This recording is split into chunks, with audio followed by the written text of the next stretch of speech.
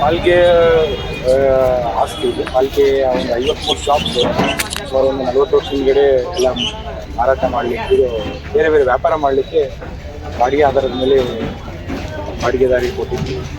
ತದನಂತರ ಇದು hospital construction ಆಗ್ತಾ ಇದೆ. ಇಲ್ಲಿ ರಿಟೈನಿಂಗ್ ವಾಲ್ ಅಂದರೆ ರ್ಯಾಂಪ್ ಮಾಡಬೇಕು. ಆ್ಯಂಬುಲೆನ್ಸು ಮತ್ತು ಫೈರ್ ಫೈಟರ್ ವೆಹಿಕಲ್ ಮೂವ್ಮೆಂಟ್ಗೆ ಕಡ್ಡಾಯವಾಗಿ ಇಲ್ಲಿ ಒಂದು 7 ಮೀಟರ್ಸ್ ಒಂದು ಜಾಗ ಬೇಕಾಗ್ತದೆ ಇದು ರ್ಯಾಂಪ್ ಮಾಡಲಿಕ್ಕೆ. ಸೊ ಆ ಒಂದು ಉದ್ದೇಶಕ್ಕೋಸ್ಕರ 2018ರಲ್ಲಿ ಪಾಲಿಕೆಯಿಂದ ಎಲ್ಲ 53 ವ್ಯಾಪಾರಸ್ಥರಿಗೆ ಯಾರು ಬಾಡಿಗೆ ರೂಪದಲ್ಲಿದ್ದು ಅವ್ರಿಗೆ ನೋಟಿಸ್ ಕೊಟ್ಟಿದ್ವಿ. ಆ ನೋಟಿಸ್ ಮೇಲೆ ನ್ಯಾಯಾಲಯದಲ್ಲಿ ಸ್ಟೇ ಇತ್ತು. 2019ರಲ್ಲಿ ಸ್ಟೇ ಸಿಕ್ಕಿತ್ತು. ತದನಂತರ ನಾವು ಪಾಲಿಕೆಯಿಂದ ಅದನ್ನ ಮ್ಯಾಟ್ರನ್ನ ಪರ್ಸ್ಯೂ ಮಾಡಿ ಈಗ 12/6/2022 ಆದೇಶ ಆಗಿದೆ. ಆ ನೋಟಿಸ್ ಏನು ಸ್ಟೇ ಇದೆ, ಸ್ಟೇ ವೆಕೇಟ್ ಆಗಿದೆ. ಹೀಗಾಗಿ ಹಾಸ್ಪಿಟಲ್ದು ರ್ಯಾಂಪ್ ಕನ್ಸ್ಟ್ರಕ್ಷನ್ ಇಮಿಡಿಯೇಟ್ ಸ್ಟಾರ್ಟ್ ಮಾಡಿದ್ವಿ. ನಾವು ನಿಮಗೆ ಎಲ್ಲ ವ್ಯಾಪಾರಸ್ಥರಿಗೂ ಮುಂಚೆನೇ ಹೇಳಿದ್ವಿ, ಎಲ್ಲರೂ ನಿಮ್ಮ ಏನು ಸಾಮಗ್ರಿಗಳಿದೆ ಅದನ್ನ ದಯವಿಟ್ಟು ತೆಗೆದುಕೊಂಡು ಹೋಗಿ. ಇಲ್ಲಿ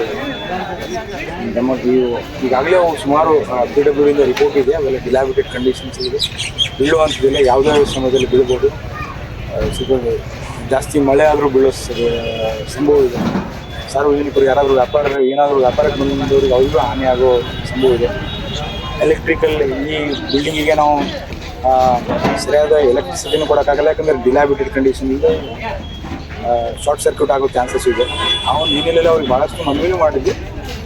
ಈಗ ನ್ಯಾಯಾಲಯದಲ್ಲಿ ಪಾಲಿಕೆ ಪರವಾಗಿ ಆದೇಶ ಆಗಿದೆ. ಹೀಗಾಗಿ ನಾವು ಎಲ್ಲ ವೆಕೆಟ್ ಮಾಡಿ ಪ್ರಯತ್ನ ಮಾಡಿದ್ವಿ. ಅವರು ನಾವು ವ್ಯಾಪಾರ ಮಾಡ್ತೀವಿ, ಇನ್ನೂ ಸ್ವಲ್ಪ ಕಾಲಾವಕಾಶ ಕೊಡ್ರಿ. ಸ್ವಾಭಾವಿಕ, ಕಳೆದ 1 ವರ್ಷದಿಂದ ನಾವು ಅವ್ರಿಗೆ ಮನವರಿಕೆ ಮಾಡ್ತಾ ಇದ್ದೀವಿ ವ್ಯಾಪಾರಸ್ಥರಿಗೆ. ಅವ್ರಿಗೂ ವ್ಯಾಪಾರ ಮಾಡಲಿಕ್ಕೆ ನಮ್ಗೆ ತೊಂದರೆ ಆಗುತ್ತೆ, ನಮ್ಗೆ ಏನಾದರೂ ಒಂದು ಅನುಕೂಲ ಮಾಡಿಕೊಡ್ರಿ ಅಂತ ಹೇಳಿದ್ರೆ ನಮ್ಮ ಸಾಮಾನ್ಯ ಸಭೆಯಲ್ಲಿ ಸಬ್ಜೆಕ್ಟ್ ಎಲ್ಲ 53 ಜನರಿಗೆ ವ್ಯಾಪಾರ ಮಾಡಲಿಕ್ಕೆ ಅನುಕೂಲ ಮಾಡಿಕೊಡುವಂಥ ಒಂದು ಸಾಮಾನ್ಯ ಪಾಲಿಕೆ ಎಲ್ಲ ಸದಸ್ಯರ ಸಹಮತದ ಮೇರೆಗೆ ಅವ್ರಿಗೆ ಒಂದು ಅವಕಾಶ ಮಾಡ್ತೀವಿ.